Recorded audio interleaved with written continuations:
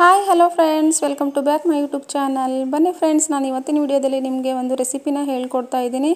ಏನಪ್ಪ ಅಂತ ಅಂದರೆ ಜೋಳದ ಹಪ್ಪಳ ಹೇಗೆ ಮಾಡೋದು ಅಂತ ಹೇಳಿಬಿಟ್ಟು ನಿಮಗೆ ನಾನು ಹೇಳ್ಕೊಡ್ತಾ ಇದ್ದೀನಿ. ಜೋಳದ ಹಿಟ್ಟಿನಲ್ಲಿ ಹಪ್ಪಳನೂ ಕೂಡ ಮಾಡ್ಬೋದಾ ಅಂತ ಅನ್ಕೊತೀರಾ? ಹೌದು, ಮಾಡ್ಬೋದು. ನಾನು ಇವತ್ತು ಟ್ರೈ ಮಾಡ್ತಾ ಇದ್ದೀನಿ, ಹೇಗೆ ಬಂದಿದೆ ಅಂತ ಹೇಳಿಬಿಟ್ಟು ನಿಮ್ಮೊಂದಿಗೆ ನಾನು ಶೇರ್ ಮಾಡ್ತಾ ಇದ್ದೀನಿ. ಬನ್ನಿ, ಏನೇನು ಹಾಕಬೇಕು ಜೋಳದ ಹಪ್ಪಳ ಮಾಡಬೇಕಾದ್ರೆ. ಇದು ಎಲ್ಲದು ಆಪ್ಷನಲ್ಲು. ಇದನ್ನು ಹಾಕಿದರೆ ಹಾಕ್ಬೋದು, ಇಲ್ಲ ಅಂದರೆ ಬರೀ ಹಿಟ್ಟಿಂದನೇ ಕೂಡ ಮಾಡ್ಬೋದು. ನಾನು ಟೇಸ್ಟ್ ಇರಲಿ ಅಂತ ಹೇಳಿ ಇದನ್ನೆಲ್ಲ ಯೂಸ್ ಮಾಡ್ತಾ ಇದ್ದೀನಿ. ಬನ್ನಿ, ಏನೇನು ತೊಗೊಂಡಿದ್ದೀನಿ ಅಂತ ನೋಡೋಣ. ಸ್ವಲ್ಪ ಖಾರದ ಪುಡಿ ತೊಗೊಂಡಿದ್ದೀನಿ. ನಂತರ ಇಲ್ಲಿ ಸ್ವಲ್ಪ ಟೇಸ್ಟಿಂಗ್ ಪೌಡರ್ ಇದೆ. ಈ ಸ್ವಲ್ಪ ಅಂದರೆ ಸ್ವಲ್ಪ ಒಂದೆರಡು ಅಕ್ಕಿ ಕಾಳಷ್ಟು ಟೇಸ್ಟಿಂಗ್ ಪೌಡರ್ ತೊಗೊಂಡಿದ್ದೀನಿ. ಸ್ವಲ್ಪ ಜೀರಿಗೆ ತೊಗೊಂಡಿದ್ದೀನಿ. ನಂತರ 1 ಟೇಬಲ್ ಸ್ಪೂನಷ್ಟು ಅರಿಶಿನ ತೊಗೊಂಡಿದ್ದೀನಿ. ನಂತರ 1 ಟೇಬಲ್ ಸ್ಪೂನಷ್ಟು ಸೋಡಾನ ತೊಗೊಂಡಿದ್ದೀನಿ, ಅಡುಗೆ ಸೋಡಾ. ನಂತರ ಸ್ವಲ್ಪ ಎಳ್ಳು ತೊಗೊಂಡಿದ್ದೀನಿ. ಅಷ್ಟೇ, ಇವೆಲ್ಲ ಆಪ್ಷನಲ್ಲು. ಹಾಕಿದರೆ ಹಾಕ್ಬೋದು, ಇಲ್ಲಾಂದರೆ ಬೇಡ. ಹಿಟ್ಟನ್ನು ತೊಗೊಂಡಿದ್ದೀನಿ ನೋಡಿ, ಇಷ್ಟು ಹಿಟ್ಟನ್ನು ತೊಗೊಂಡಿದ್ದೀನಿ. ಇಷ್ಟು ಹಿಟ್ಟಲ್ಲಿ ನಾನು ಎಷ್ಟು ಹಪ್ಪಳ ಮಾಡ್ತೀನಿ ಅಂತ ನೀವು ನೋಡಿ. ನಿಮಗೆ ಎಷ್ಟು ಬೇಕೋ ಅಷ್ಟು ತೊಗೊಂಡು ಮಾಡ್ಕೋಬೋದು. ಅಂದರೆ ಸ್ವಲ್ಪ ನೀರಿನಲ್ಲಿ ಕಲಿಸಿದಾಗ ನಾವು ಈ ನೀರು ತಣ್ಣಗಿರುವಾಗಲೇ ನಾವು ಹಿಟ್ಟನ್ನು ಕಲಿಸ್ಕೋಬೇಕಾಗುತ್ತೆ. ಇಲ್ಲ ಅಂದರೆ ಅದು ನೋಡಿ, ನಾನು ಸ್ವಲ್ಪ ಬಿಸಿ ಆದರೆ ಗಂಟು ಆಗಿಬಿಡುತ್ತೆ. ನೋಡಿ, ತಣ್ಣಗೆ ಇದೆ ನೀರು. ಅದರಲ್ಲಿ ನಾನು ನನಗೆ ಎಷ್ಟು ಬೇಕೋ ಅಷ್ಟು ಹಿಟ್ಟನ್ನು ಹಾಕ್ತಾಯಿದ್ದೀನಿ. ಅಳತೆ ಪ್ರಕಾರ ಮಾಡ್ತಾಯಿದ್ದೀನಿ. ನಿಮಗೆ ಎಷ್ಟು ಬೇಕು ಹಪ್ಪಳ ಅಷ್ಟು ಮಾಡಬೇಕು ಅಂದಾಗ ನಾವು ಅಡುಗೆ ಮಾಡೋರಿಗೆ ಪ್ರತಿಯೊಬ್ಬರಿಗೂ ಕೂಡ ಗೊತ್ತಿರುತ್ತೆ ಯಾವ್ಯಾವ ಥರ ಅಳತೆ ಏನೇನಿರುತ್ತೆ ಅಂತ ಹೇಳಿಬಿಟ್ಟು. ಇಲ್ಲಿ ನಾನು ಹಾಕ್ತಿರೋದು ಅಂದಾಜು ಮೇಲೆ ನೀವು ತಿಳ್ಕೊಳ್ಳಿ. ನಾನು ಸ್ವಲ್ಪ ಅಂದರೆ 1 ಟೀ ಗ್ಲಾಸ್ ಅಷ್ಟು ಹಿಟ್ಟನ್ನು ಹಾಕ್ತಾಯಿದ್ದೀನಿ ಇದಕ್ಕೆ. ಇನ್ನು ನಾನು ತೀರ ತೆಳು ಆದರೆ ಇನ್ನೂ ಸ್ವಲ್ಪ ಹಿಟ್ಟನ್ನು ಹಾಕ್ಕೊತೀನಿ. ಇಲ್ಲಿ ನಾನು ಕಾಯಿಸ್ಬೇಕಾದ್ರೇ ಗೊತ್ತಾಗ್ಬಿಡುತ್ತೆ ಎಷ್ಟು ಹಿಟ್ಟು ಹಾಕಬೇಕು ನೀರಿಗೆ ಅಂತ ಹೇಳಿಬಿಟ್ಟು. ಮತ್ತು ಗಟ್ಟಿ ಆದರೆ ಅದು ಎಷ್ಟು ಗಟ್ಟಿ ಆಗ್ಬೋದು ನಾನು ಇಷ್ಟು ಹಿಟ್ಟು ಹಾಕಿದರೆ ಅಂತ ಹೇಳಿ ನಮಗೆ ಅಳತೆ ಇಲ್ಲೇ ಗೊತ್ತಾಗ್ಬಿಡುತ್ತೆ.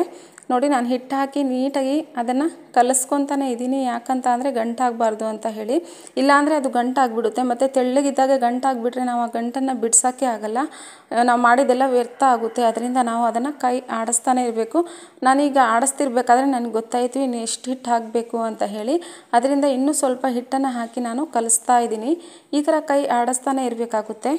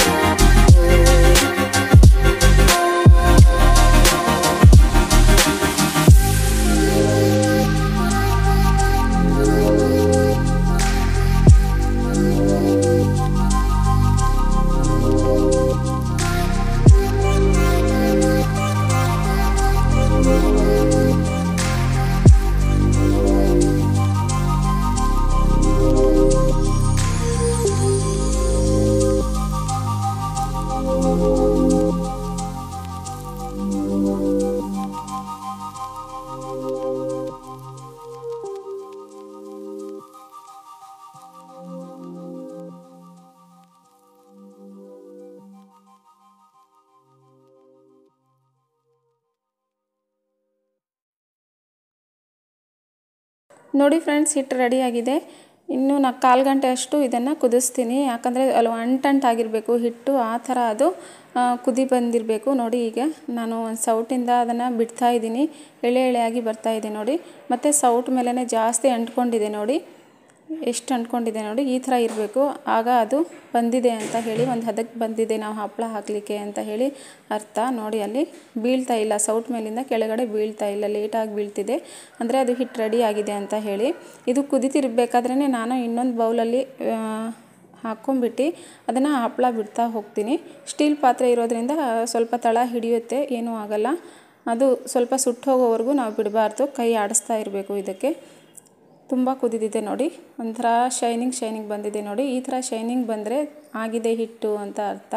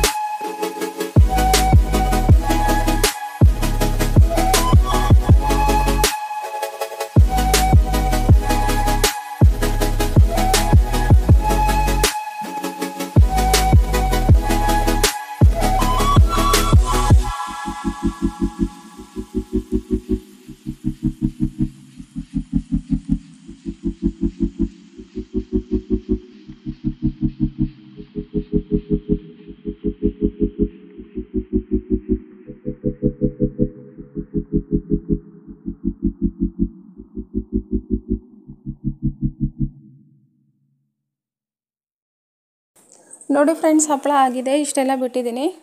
ಒಂದು ಪಾತ್ರೆಯಲ್ಲಿ ಎಷ್ಟು ಮಾಡಿದ್ನಲ್ವ ಅಷ್ಟನ್ನು ಕೂಡ ಇಲ್ಲಿ ಬಿಟ್ಟಿದ್ದೀನಿ ನೋಡಿ ಪ್ಲಾಸ್ಟಿಕ್ ಕವರ್ ಮೇಲೆ. ಇದನ್ನು ಒನ್ ಡೇ ಫುಲ್ ಬಿಸಿಲಲ್ಲಿ ಒಣಗಿಸ್ಬೇಕು.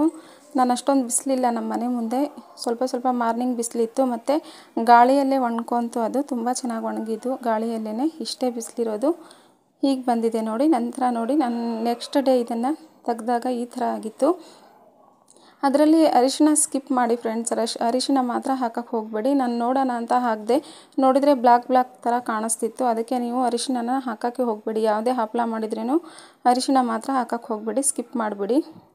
ಆವಾಗ ನಾವು ಏನು ಕಲರ್ ಇರುತ್ತೆ ಸೇಮ್ ಕಲರ್ ಬರುತ್ತೆ. ನೋಡಿ ನಾನು ಫಸ್ಟ್ ಒಂದು ಎಣ್ಣೆ ಕಾದಿದ್ದೇನೋ ಇಲ್ಲ ಅಂತ ಹೇಳಿ ಕರೆದು ನೋಡಿದೆ, ಎಣ್ಣೆ ಅಷ್ಟೊಂದು ಕಾದಿರಲಿಲ್ಲ. ನೋಡಿ ಈ ಥರ ಬಂತು. ಎಣ್ಣೆ ಕಾದಿಲ್ಲ ಅಂತ ಹೇಳಿ ಈ ಥರ ಬಂದಿದ್ದು. ಎಣ್ಣೆಯಲ್ಲಿ ಹಾಕಿದ ತಕ್ಷಣ ಫುಲ್ ಅಂತ ಬಂದುಬಿಡುತ್ತೆ ನೋಡಿ ಹಪ್ಪಳ. ಅಂದರೆ ಅದು ತುಂಬ ಚೆನ್ನಾಗಿ ಬಂದಿದೆ ಹಪ್ಪಳ ಅಂತ ಅರ್ಥ. ಹಿಂಗೆ ಫುಲ್ ಹೂವು ಅರಳ್ದಂಗೆ ಅರಳಬೇಕು ನಾವು ಎಣ್ಣೆಯಲ್ಲಿ ಹಪ್ಪಳನ ಬಿಟ್ಟ ತಕ್ಷಣ. ಈಗ ನೋಡಿ ಎಷ್ಟು ಚೆನ್ನಾಗಿ ಬಂತು ನೋಡಿ ಅಲ್ವಾ. ನೋಡಿ ಹೂವು ಅರಳ್ದಂಗೆ ಅರಳಿತು. ನಾನು ಎಣ್ಣೆ ಸ್ವಲ್ಪ ಹಿಡ್ಕೊಂಡಿರುತ್ತಲ್ವ, ಎಣ್ಣೆ ಹೋಗಲಿ ಅಂತ ಹೇಳಿ ಅದನ್ನು ಉಲ್ಟಾ ತಿರುಗಿಸ್ತಾ ಇದ್ದೀನಿ ಹಪ್ಪಳನ. ನೋಡಿ ಎಷ್ಟು ಚೆನ್ನಾಗಿ ಬಂದಿದೆ ಅಲ್ವಾ. ತುಂಬ ಅಂದರೆ ತುಂಬ ಚೆನ್ನಾಗಿ ಬಂದಿದೆ. ನನಗೆ ತುಂಬ ಇಷ್ಟ ಆಯಿತು. ಈ ಹಪ್ಪಳನ ಶುಗರ್ BP ಇರೋರು ಜಾಸ್ತಿ ತಿನ್ಬಹುದು. ಅವರಿಗೂ ಹಪ್ಪಳ ತಿನ್ನಬೇಕಂತ ಆಸೆ ಇರುತ್ತಲ್ವ. ಮತ್ತು ಅಕ್ಕಿ ಹಪ್ಪಳ ಅಂದರೆ ತಿನ್ನಲ್ಲ ಅವರು. ಅದರಿಂದ ಈ ರಾಗಿ ಹಪ್ಪಳ ಆಗಿರ್ಬೋದು, ಜೋಳದ ಹಪ್ಪಳ ಆಗಿರ್ಬೋದು, ಈ ಥರ ಮಾಡಿಕೊಟ್ರೆ ಅವರು ಕೂಡ ಟೇಸ್ಟ್ ಮಾಡ್ತಾರೆ. ಮತ್ತು ಮಕ್ಕಳಿಗೂ ತುಂಬ ಇಷ್ಟ ಆಗುತ್ತೆ. ಹೆಲ್ದಿ ಕೂಡ ಹೌದು. ಇದು ಜೋಳದಿಂದ ಮಾಡಿರೋದ್ರಿಂದ ತುಂಬ ಹೆಲ್ದಿ ಆಗಿರುತ್ತೆ. ಅದರಿಂದ ಪ್ರತಿಯೊಬ್ಬರು ಕೂಡ ಟ್ರೈ ಮಾಡ್ಕೊಳ್ಳಿ. ಮನೆಯಲ್ಲಿರುವಂಥ ಹಿಟ್ಟನ್ನೇ ಯೂಸ್ ಮಾಡಿಕೊಂಡು ಹಪ್ಪಳ ಕೂಡ ಮಾಡ್ಬೋದು. ನಮ್ಮ ರಾಗಿ ಹಿಟ್ಟು ಯೂಸ್ ಮಾಡೋರಿದ್ದರೆ ರಾಗಿ ಹಿಟ್ಟನ್ನು ಯೂಸ್ ಮಾಡ್ಕೊಂಡು ಹಪ್ಪಳ ಮಾಡ್ಬೋದು. ಜೋಳದ ಹಿಟ್ಟು ಯೂಸ್ ಮಾಡೋರಿದ್ದರೆ ಜೋಳದ ಹಿಟ್ಟು ಕೂಡ ಯೂಸ್ ಮಾಡ್ಕೊಂಡು ಹಪ್ಪಳ ಮಾಡ್ಬೋದು.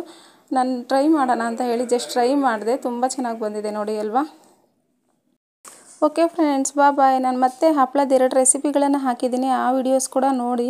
ಅದನ್ನು ಕೂಡ ಡಿಸ್ಕ್ರಿಪ್ಷನ್ ಬಾಕ್ಸಲ್ಲಿ ಹಾಕಿರ್ತೀನಿ. ನೋಡಿ ಎಲ್ಲರೂ ಕೂಡ ನನಗೆ ಪ್ರೋತ್ಸಾಹ ಕೊಡಿ. ನೋಡಿ ತುಂಬ ಚೆನ್ನಾಗಿ ಬಂದಿದೆ. ನೀವು ಕೂಡ ಟ್ರೈ ಮಾಡಿ. Okay friends, bye. Thank you so much. ನನ್ನ ವೀಡಿಯೋಸ್ನ ಎಂಡ್ವರೆಗೂ ನೋಡಿದ್ದಕ್ಕೆ ಥ್ಯಾಂಕ್ ಯು. ಬಾಯ್.